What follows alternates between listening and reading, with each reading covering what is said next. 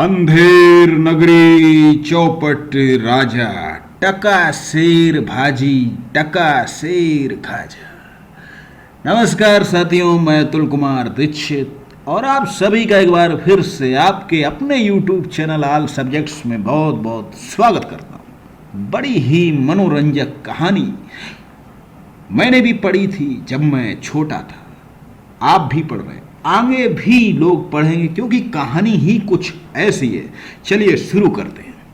इसमें कुछ पात्र है, महंत है, कुंजड़िन है, नारायण दास, हलवाई गोवर्धन दास, शिष्य, राजा, फरियादी, कल्लू, बनिया, कारीगर, चूने वाला, बेस्ती, कसाई, गडरिया, कोतवाल, सिपाही और ये कक्षा 5 की कलर से पाठ 18 अंधेर नगरी।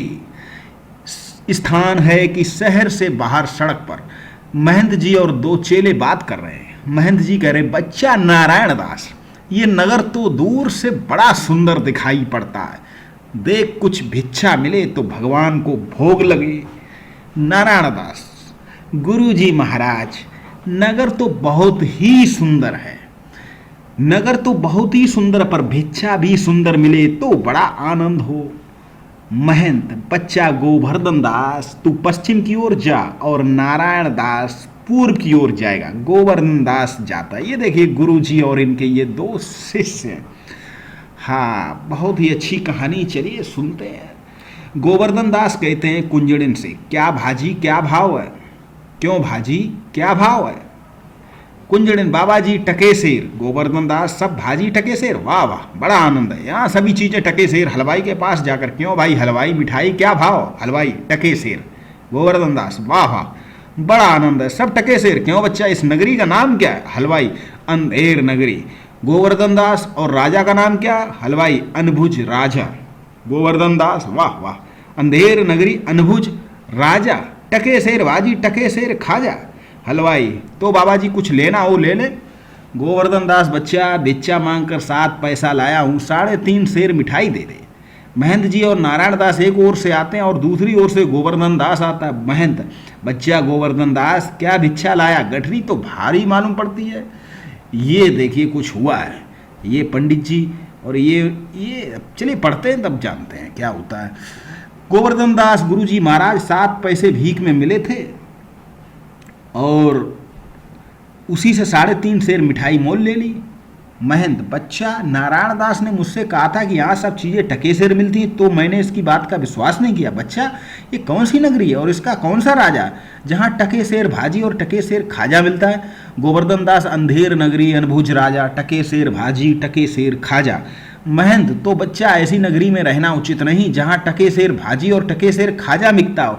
मैं तो इस नगर में अब एक क्षण भी नहीं रुकूंगा। गोवर्धन दास, गुरुजी, मैं तो इस नगर को छोड़कर नहीं जाऊंगा और जगह दिन भर मांगो तो भी पेट नहीं भरता, मैं तो यहीं रहूंगा।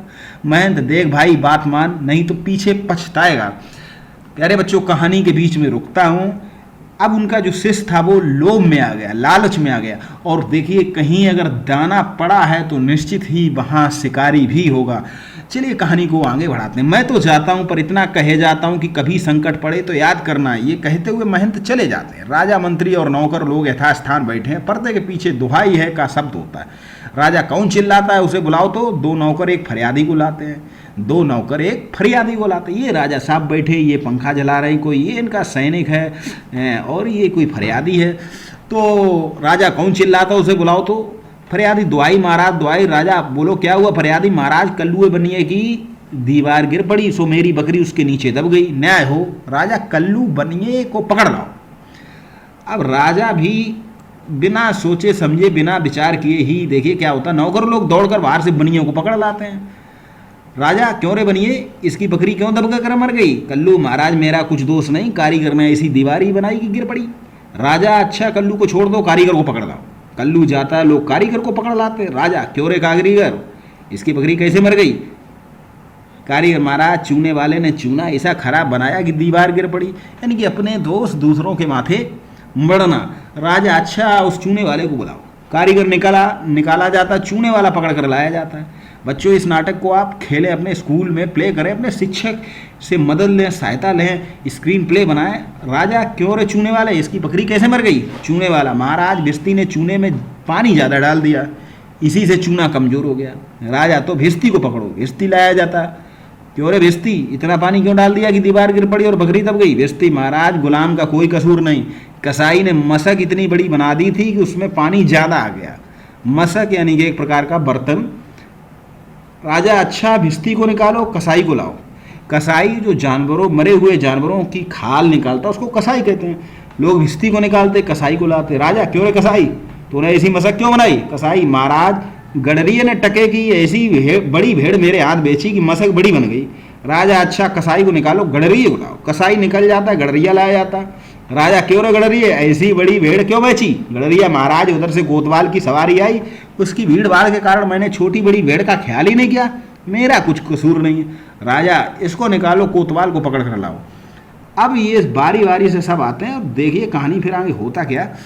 कोतवाल को पकड़ कर लाया जाता और राजा क्यों रे कोतवाल तूने सवारी धूमधाम से क्यों निकाली कि गडरिये ने घबराकर बड़ी भेड़ बेच दी? कोतवाल महाराज मैंने कोई कसूर नहीं किया।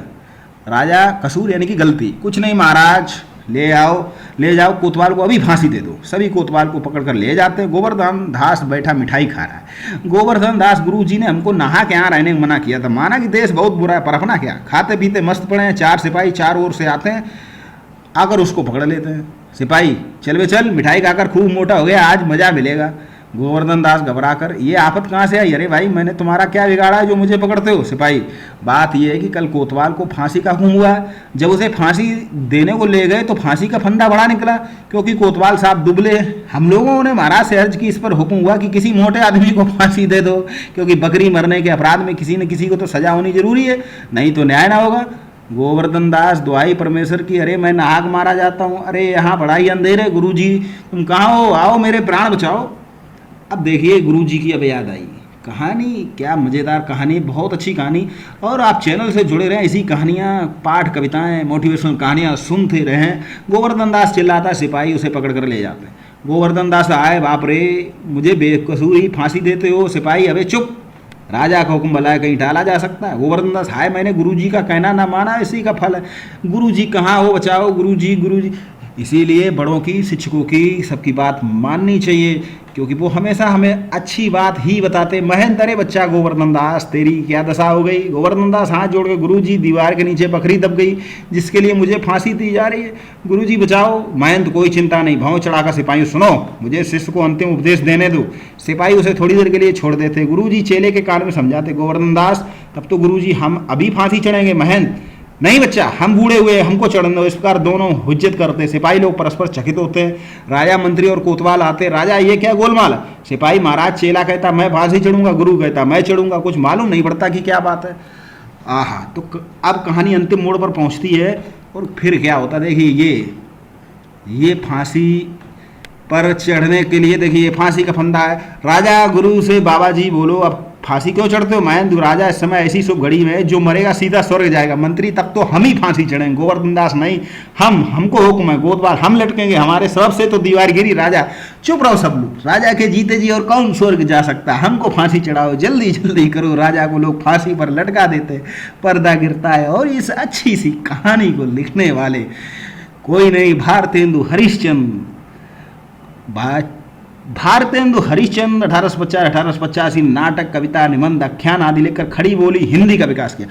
खड़ी बोली हिंदी के जनक कहे जाते हैं। इनकी रचनाओं में भारत, जन्नी, अंधेर नगरी, सुलोचना, मुद्रा, राक्षस, कश्मीर, कुसुम आदि प्रमुख हैं। इन्होंने अनेक पत्रों का भी प्रकाशन किया। तो कितनी सुंदर अच्छी सी कहानी कि कहाँ से कहाँ गए और अंत में राजा ही।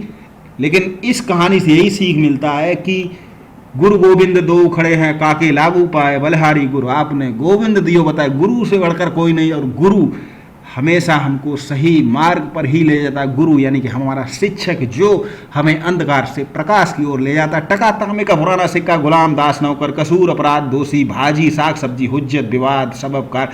अंधेर नगरी के सभी पात्रों के नाम बताइए। महंत अंधेर नगरी को क्यों छोड़कर चला गया? शिष्य गोवर्धन दास अपने गुरु के साथ क्यों नहीं लौटा? सिपाही गोवर्धन दास को क्यों फांसी देना चाहते थे? गोवर्धन दास की जान कैसे बची? इस एकांकी में किन किन बातों पर व्यंग किया गया? प्यारे बच्चों, सभी प्रश्नों का उत्तर इस कहानी को आप दोबारा फिर सुने और इन प्रश्नों का उत्तर ढूंढें। बकरी के मरने का असली दोषी कौन था? नगर को अंधेर नगरी क्यों कहा गया? तो आप इन प्रश्नों का भी विचार कीजिए। अनुमान और कल्पना, महंत ने अपने शिष्य के कान में क्या कहा होगा? भाषा के रंग, नगर तो बड़ा सुंदर है पर भोग भी सुंदर मिले तो बड़ा आनंद होगा। यहाँ पर है भिक्षा भी सुंदर मिले तो बड़ा आनंद होगा, भोग तो भगवान को लगेगा। तो इस तरीके से ये आपके प्रश्न थे। कुछ इसका ग्रामर पोर्शन भी देख लेते हैं चलते चलते, क्योंकि ये बहुत आवश्यक होता है। तो ये रहा आपका विशेषण, हाँ, जो संज्ञा और सर्वनाम की विशेषता बतलाते विशेषण, और जिसकी विशेषता बतलाई जाती वो विशेष, यानी कि भेड़, राजा, नगरी, घड़ी, नगर, भाजी। विशेषण सुंदर, टका, शेर, चौपट, अंधेर, बड़ी, शुभ। तो ये रही। अब तुम्हारी कलम से क्या सीख मिलती है? अब सीख तो इसमें सीख ही सीख है, पाठ के आधार पर 2 सवाल। और ये था आपका पाठ, बहुत ही सुंदर सा पाठ, बहुत ही सुंदर सी कहानी। इस कहानी पर आप नाटक करें, मंचन करें, और आगे हम इस पर वीडियो, मंचन का वीडियो भी पोस्ट करेंगे। आप चैनल से जुड़ जाएं और मिलते हैं फिर किसी नए वीडियो, नई कहानी, नई कविता और नए मोटिवेशनल वीडियो के साथ। तब तक के लिए आप सभी को बहुत बहुत प्यार, बहुत बहुत नमस्कार।